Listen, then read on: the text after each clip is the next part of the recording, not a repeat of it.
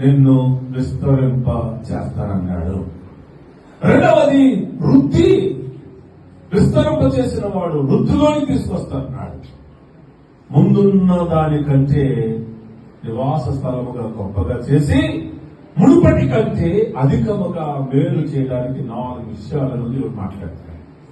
ఎవరితో మాట్లాడుతున్నాడు అని అంటే ఇజ్రాయేల్ ప్రజలతో, ఇజ్రాయేల్ దేశంతో, ఇజ్రాయేల్ ఉన్న పర్వతాలతో దేవుడు మాట్లాడుతున్నాడు.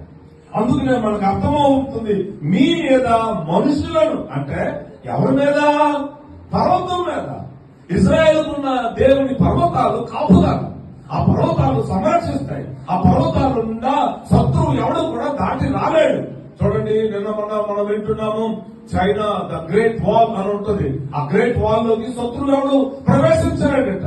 కానీ అటువంటి గొప్ప పెద్ద గోడ ఆ చైనా దేశంలో కట్టుకున్న శత్రువు రాకూడదని, అటువంటి గోడ